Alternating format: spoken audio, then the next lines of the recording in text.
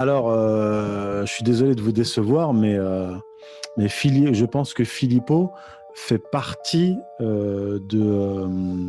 comment dire, fait partie du projet, disons. La présence de Filippo sur les plateaux de télévision, notamment CNews, où officie Zemmour et qui appartient à Bolloré, l'ami de Sarkozy, n'est pas la présence de Filippo n'est pas fortuite selon moi. Ce qui m'a mis la puce à l'oreille, c'est la neutralisation de François Asselineau et la mise sur le tremplin médiatique de Filippo quasi simultanément. Il faut se rappeler que Filippo, quand il était chez Marine Le Pen, donc au Front National, il était envoyé, il était chargé d'aller aux réunions de l'UPR, écouter François Asselineau et prendre des notes. C'est-à-dire qu'il pompait un peu le programme et les idées de François Asselineau à cette époque-là déjà.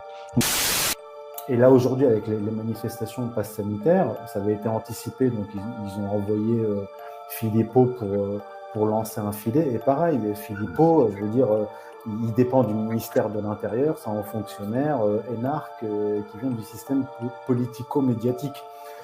Mais on va arriver à un stade. Qu'est-ce qui vous fait dire ça? Je suis désolé de contrecarrer là-dessus, mais c'est vrai que oui. Nous, on a beaucoup de. Filippo, il est quand même extrêmement populaire dans les manifestations. Ce sont ces manifestations qui marchent le mieux.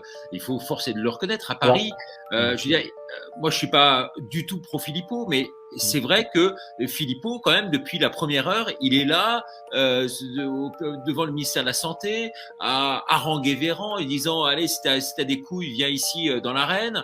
Et on le voit quand même être là. Alors, il est certes, il y a deux choses moi qui me surprennent chez lui. Un, c'est qu'il ait autant accès aux plateaux de télévision, ça c'est vrai, notamment sur CNews et sur LCI.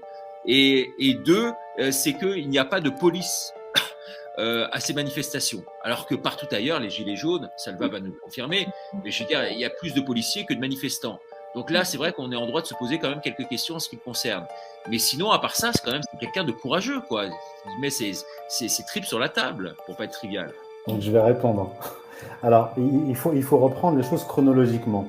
Quand Filippo a commencé à faire des manifestations, c'était fin 2020, il était rejoint par 200 personnes. Et il faut revenir en arrière. C'est que quand le confinement a commencé en France, Filippo faisait des vidéos pour demander au gouvernement d'aller beaucoup plus loin dans les restrictions.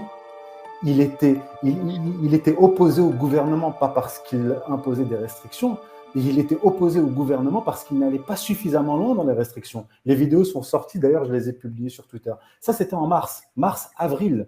Or, nous, on avait déjà publié sur strategica.fr des études scientifiques traduites de l'anglais au français qui mettaient en évidence, on savait déjà que ce virus n'avait pas la dangerosité qu'on nous racontait dans les médias et au niveau gouvernemental. Donc, si nous, on avait ces informations-là, Filippo aussi les avait, parce que Filippo est quand même quelqu'un de très formé et qui se documente de façon systématique. Et puis, il s'est passé quelque chose.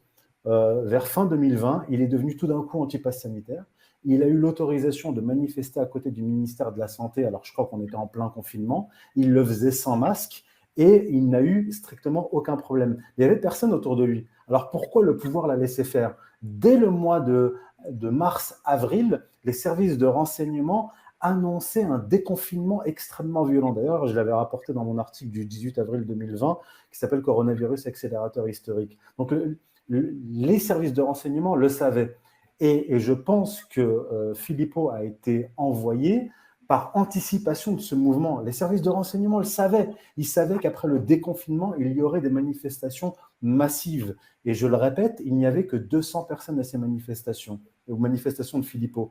Et ensuite, on l'a vu très, très régulièrement dans les médias, notamment sur CNews, qui appartient à Bolloré, puis France Inter, etc., etc. Donc, c'est quelqu'un qui, initialement, n'avait aucun poids politique, qui reprenait tout le discours d'ailleurs de François Asselineau depuis des années. Et je pose la question, mais pourquoi… Comment ça se fait qu'Asselineau ne soit pas à la télévision là aujourd'hui? Parce que finalement, c'est lui le parrain de toutes ces idées-là. Et on ne le voit pas, Asselineau. Alors, c'est un type qui est, père, oui, et pour l'avoir interviewé, hein, c'est quelqu'un d'extrêmement costaud, hein, et puissant, hein, politiquement parlant. Alors, contrairement à Philippot, moi je ne suis pas du tout à l'UPR, je n'ai jamais eu de contact avec François Asselineau, donc je suis totalement extérieur. Mais François Asselineau a un parti politique. Il a un mouvement qui est assez important avec de très nombreux adhérents. Et surtout, François Asselineau, jusqu'à maintenant en tout cas, n'a jamais rien lâché sur sa ligne politique. En gros, je vais faire très court, il n'a pas accepté le deal néoconservateur. Il ne fait pas partie de ces souverainistes français qui ont accepté de rouler avec CNews et avec Éric Zemmour. D'ailleurs, je vais vous donner un exemple. Philippot a interviewé Éric Zemmour il y a quelques mois. Philippot, il est sur la vaccination, contre le pass sanitaire, etc.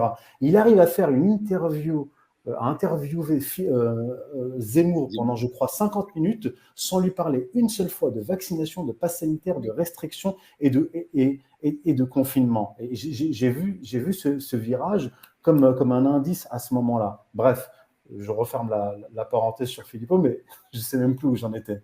J'ai digressé. Ouais, non, mais là, vous dressez un constat, effectivement, en gros, d'opposition contrôlée, c'est ça? C'est ce que vous voulez dire? Oui, parfaitement. Philippot commence en disant qu'il faut fermer les écoles, fermer les restaurants, etc. Et il dit que le gouvernement est trop mou, donc il invite le gouvernement à aller beaucoup plus loin. Tout d'un coup, il devient anti-pass sanitaire, anti-vaccination contre le confinement, et il est propulsé comme ça dans les médias. Et ça arrive d'ailleurs au moment où François Asselineau commence à être neutralisé avec des affaires au sein de son parti. Donc on neutralise un souverainiste et puis on en met un autre à sa place. C'est de l'opposition contrôlée. Et ça, c'est factuel. Et je mets au défi Philippot de venir me répondre là-dessus.